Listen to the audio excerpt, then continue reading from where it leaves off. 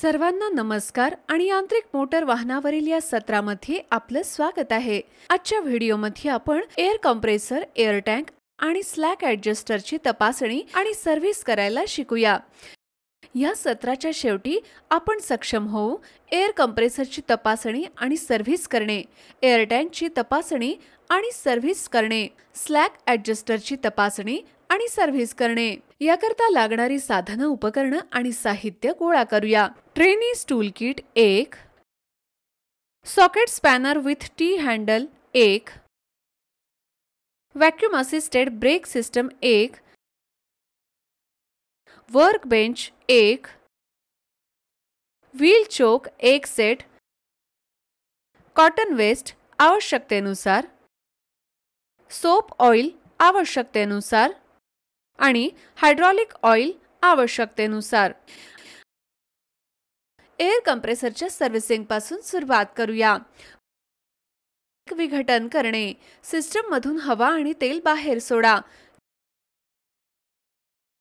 Clumping, nuts काढा आणि body मधून कॉम्प्रेसर बाहेर काढा। Drive connection, cylinder head, read valve आणि बेस कव्हर प्लेट काढून टाका। क्रँक शाफ्ट वळवा आणि पिस्टनला खालच्या स्थितीत आणा। Lock plate, connecting rod bolt आणि बिअरिंग कॅम्प शेलसह अनलॉक करा। Piston ring, connecting rod, end cover आणि क्रँक शाफ्ट काढा।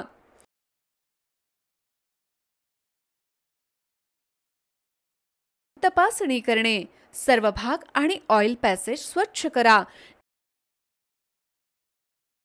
झीज, टेपर आणि ओव्हॅलिटीसाठी सिलेंडर बोअरची तपासणी करा। पिस्टन ग्रूव्ह मध्ये रिंग क्लिअरन्स तपासा। कनेक्टिंग रॉड आणि क्रँक शाफ्ट बिअरिंगची तपासणी करा।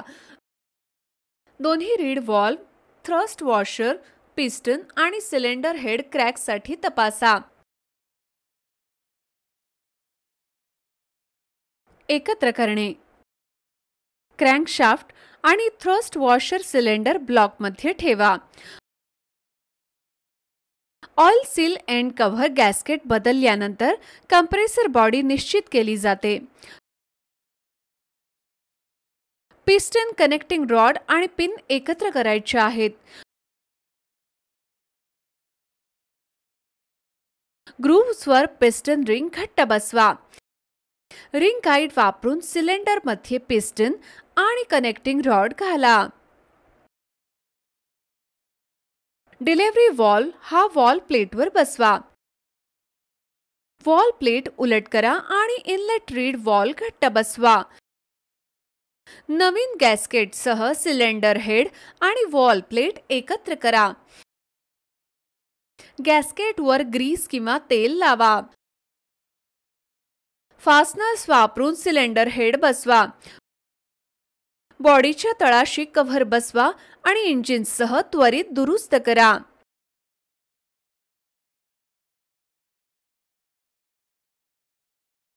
एअर टँकची तपासणी आणि सर्व्हिसिंग करा।